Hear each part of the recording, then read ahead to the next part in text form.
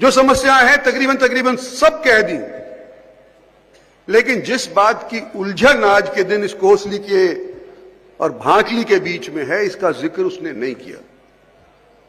और ये हल्का जिसके अंदर 5, 6, 7 बरस से मुख्यमंत्री के पैर नहीं रखे गए थे,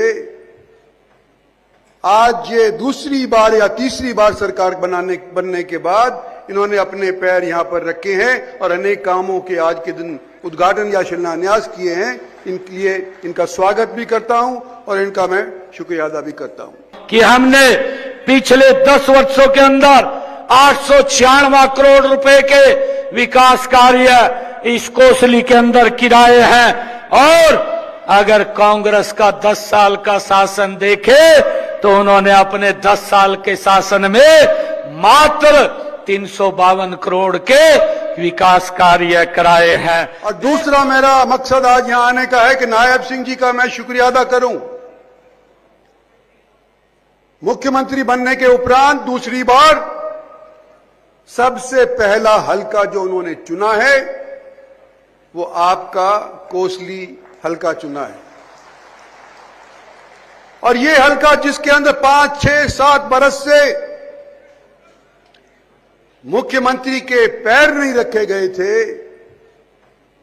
आज ये दूसरी बार या तीसरी बार सरकार बनने के बाद इन्होंने अपने पैर यहां पर रखे हैं और अनेक कामों के आज के दिन उद्घाटन या शिलान्यास किए हैं। इनके लिए इनका स्वागत भी करता हूं और इनका मैं शुक्रिया अदा भी करता हूं। और क्योंकि पहली बार अनिल एमएलए बना है तो उसने सारे आप लोगों के काम एक टाइम के ऊपर ही सीएम साहब के सामने रख दिए।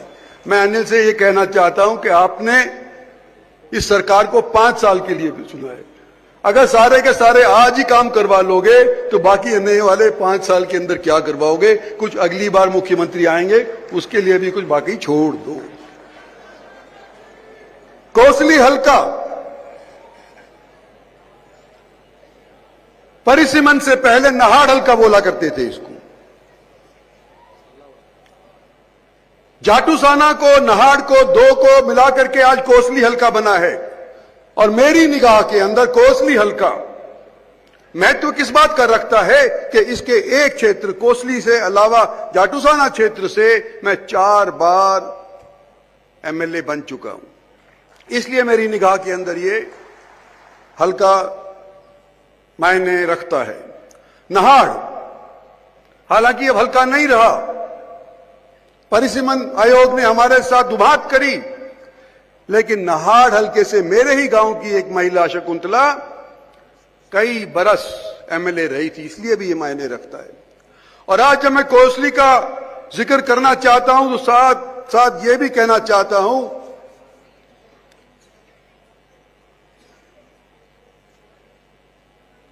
कि आने वाले समय के अंदर हम ये उम्मीद लगाए बैठे हैं कि जो पिछले दिनों के अंदर हमारे साथ नहीं हुआ, जो इमदाद हमारे को नहीं मिली, सो इमदाद मुख्यमंत्री जी इस बार आपके माध्यम से इन 5 वर्षों के अंदर पूरी करी जाएगी। आप याद करो, कोई भी यहां पर बैठा हुआ है, कोई स्टेज के ऊपर बैठा हुआ है, पत्रकारगण यहां पर बैठे हुए हैं, सभी को मालूम है कि विधानसभा का चुनाव होने से पहले जगह जगह यह हवा थी कि इस बार कांग्रेस पार्टी की सरकार हरियाणा के अंदर विराजमान होगी। मुख्यमंत्री हमारे पड़ोसी जिले रोहतक का होगा। और क्योंकि यह हल्का रोहतक लोकसभा की कॉन्स्टिट्यूएंसी के अंदर पड़ता था, तो लोग तो पहले से ये सोचे बैठे थे कि कोसली तो जो कांग्रेस की टिकट लेकर के आएगा उसको ही जाएगी। यहां के लोगों ने पिछले 4 बार लगातार भारतीय जनता पार्टी को अपनाया है, सन 14 से लेकर अब तक। और उससे पहले भी जब मैं भी हुआ करता था तो भारतीय जनता पार्टी को अपनाया है। और जब हवा विपरीत चल रही थी, कांग्रेस की हवा चलने लग रही थी, उस टाइम के ऊपर इस हल्के ने फिर भी संभावित मुख्यमंत्री रोहतक वाले को नहीं चुना, बल्कि आपके यहां के खुद के अजीज अनिल यादव को चुना और भारतीय जनता पार्टी का परचम इस हलके के अंदर लहराया।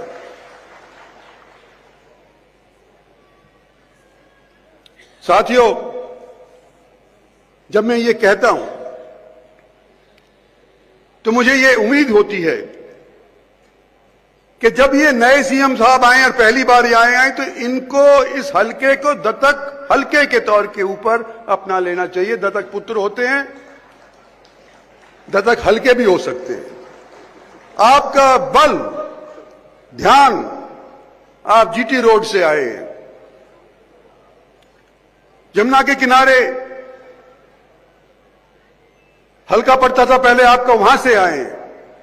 ये सूखा हल्का रहा है राजनीतिक तौर के ऊपर। हालांकि इसने अनेक सरकारें बनाई हैं, लेकिन इस हलके के अंदर जितना तवज्जो और ध्यान सरकार की तरफ से मिलना चाहिए था वो शायद नहीं मिल पाया है। मैं आखिर के अंदर एक ही चीज कहना चाहता हूं कि जब मैं यहां पर पहले आया था इलेक्शनों से पहले, अनिल ने अनेक चीजें कह दी,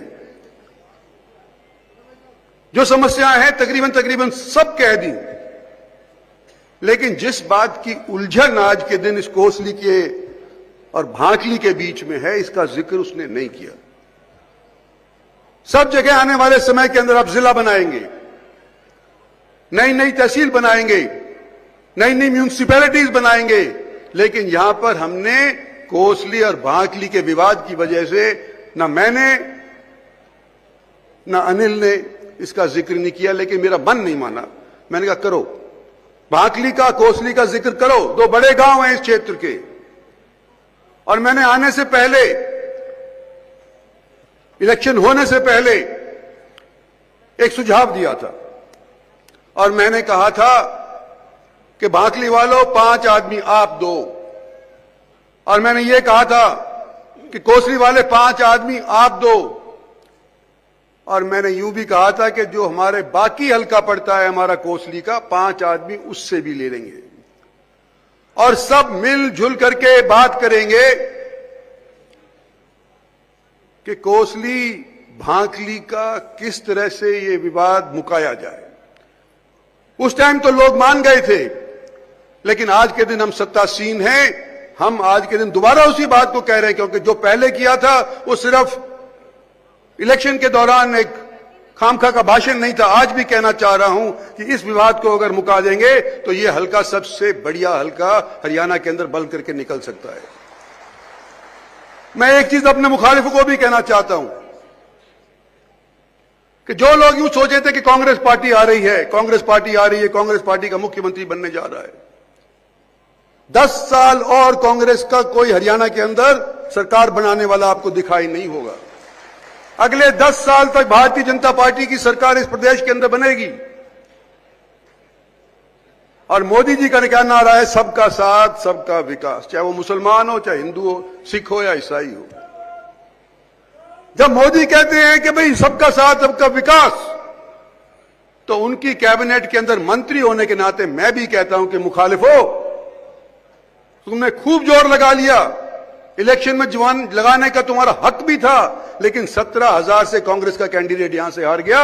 आज के दिन तुम्हारे को मैं आमंत्रित करता हूं कि तुम मिलो हमारे साथ, 10 साल तक हम हरियाणा के अंदर शासन करेंगे, और जो काम तुम्हारे वो नहीं कर पाते थे या करने की उन्होंने सिर्फ आप लोगों को उम्मीद दिखाई थी, उन उम्मीदों के ऊपर हम आपके सपने को साकार करेंगे। मुख्यमंत्री के सामने मैं यूं कह रहा हूं कि आने वाले समय के अंदर मुख्यमंत्री का हम साथ भी देंगे, और आने वाले समय के अंदर इनके मार्फत के अंदर हरियाणा के, इस दक्षिणी हरियाणा के ऊपर जितनी तवज्जो दे सकती है ये सरकार, उसको दिलाने का पूरा प्रयास करेंगे। कि हमने पिछले 10 वर्षों के अंदर 896 करोड़ रुपए के विकास कार्य इस कोसली के अंदर किराए हैं, और अगर कांग्रेस का 10 साल का शासन देखे तो उन्होंने अपने 10 साल के शासन में मात्र 352 करोड़ के विकास कार्य कराए हैं।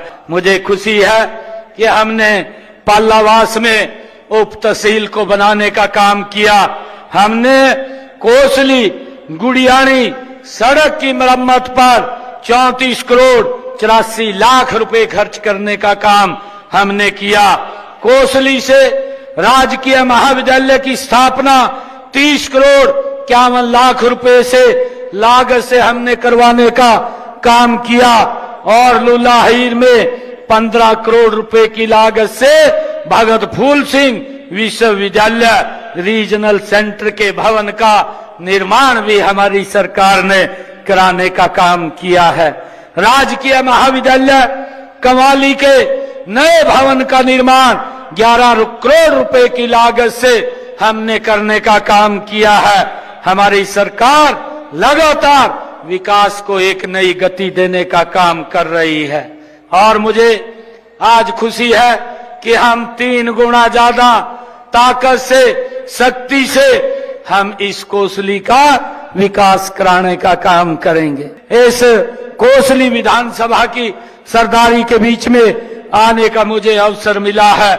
हमारे अनिल जी यादव जी ने अपना मांग पत्र ये बीच रखा है और आप सबकी जो भावनाएं हैं इस मांग पत्र के अंदर उन्होंने एक एक गांव की इसके बीच में रखी है।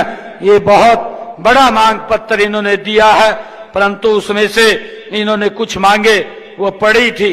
मैं यहाँ पर कुछ जो विकास कार्य हैं उनको गति देने के लिए, अगर जो गांव नठेड़ा में और सुरखपुर में जो सब हेल्थ सेंटर के निर्माण की बात हमारे अनिल जी ने कही है, वहां पर जो ही हमें पंचायती भूमि उपलब्ध होगी तो इन दोनों जगह पर नठेड़ा में भी और सुरखपुर में भी एक सब हेल्थ सेंटर का निर्माण वहां कराया जाएगा। इसके लिए आज मैं ये घोषणा करता हूं। और इसी प्रकार से जो लीलोगढ़, गुडियाणी तथा रतनथन में प्राथमिक स्वास्थ्य केंद्र के भवन के निर्माण की बात कही गई है, वो भी वहां पर इन गांवों के अंदर पंचायती भूमि जो ही मिलेगी उनको भी पूरा करवाने का काम ये हमारी सरकार करेगी। गांव मोतला कला में जल घर के निर्माण की बात की है, उसको भी जल घर वहां बनवाने का काम ये हमारी सरकार करेगी। जाटू सना में जो कॉलेज बन रहा है उसको भी शीघ्र बनवाने का काम गति से ये हमारी सरकार करेगी। बोरथल डिस्ट्रीब्यूटरी का जीर्णोद्धार कराया जाएगा, जिसकी बात अभी हमारे विधायक महोदय ने रखी है। हमारे अनिल जी ने जो बढ़ंगी माइनर और नया गांव माइनर के पुनर्निर्माण की बात कही गई है, इसका भी पुनर्निर्माण करवाया जाएगा। गांव बालावास के अंदर जो माइनर पर गांव नागल से देहलावास के रास्ते पर पुलिया बनाने की बात कही गई है, उसको भी बनाने का काम वो जल्दी किया जाएगा, उसकी भी हम घोषणा करते हैं। और जवाहरलाल नेहरू नहर पर गांव लुहाना से खालोटा जाने वाले रास्ते पर उसके ऊपर भी पुलिया का निर्माण कराया जाएगा।